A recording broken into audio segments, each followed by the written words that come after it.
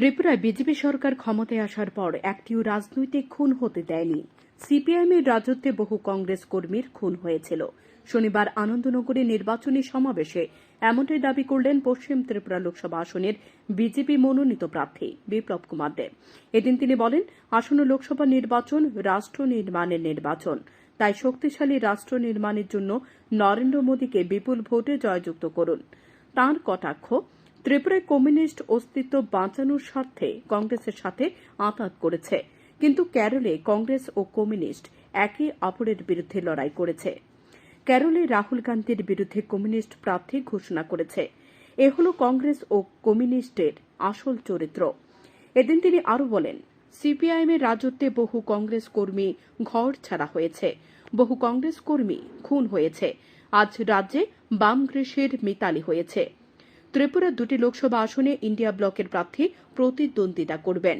CPIM কখনো মহিলাদের সম্মানের চোখে দেখত না, কিন্তু প্রধানমন্ত্রী নরেন্দ্র মোদী মহিলাদের স্বনির্ভর করতে প্রয়াস চালিয়ে যাচ্ছেন।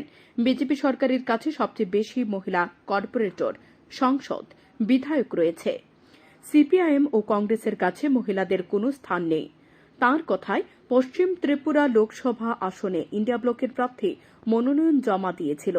সে মিছিলে সমস্ত কংগ্রেস ও কমিউনিস্টের নেতাকর্মীরা ছিলেন, কিন্তু আশ্চর্যের বিষয়, ত্রিপুরার 4 বারের মুখ্যমন্ত্রী তথা পলিট ব্যুরোর সদস্য মানিক সরকারকে দেখা যায়নি, কারণ মানিক সরকার অবৈধ জোটের পক্ষে নেই।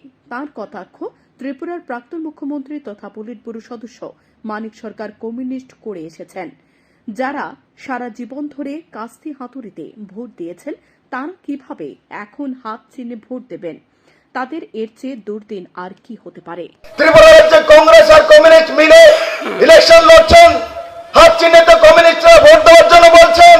আর কেরালাতে কমিউনিস্টের সরকার, আপনাদের মুখ্যমন্ত্রী এখানে কংগ্রেসের সবচেয়ে বড় নেতা রাহুল গান্ধীর বিরুদ্ধে কমিউনিস্ট ক্যান্ডিডেট দিয়ে রেখেছে।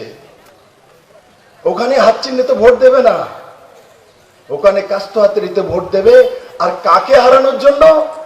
কংগ্রেসের যুবরাজকে হারানোর জন্য।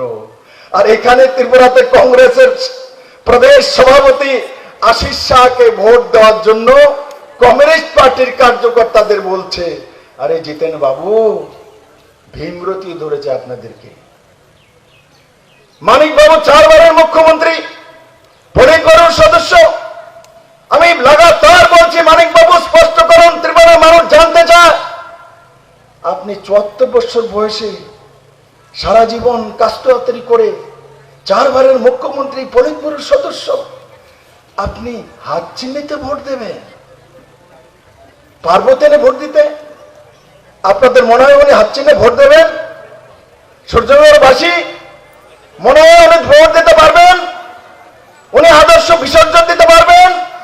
27 তারিখ যখন নমিনেশন দাখিল করা হয়েছিল, আমিও সেদিন নমিনেশন দাখিল করেছি।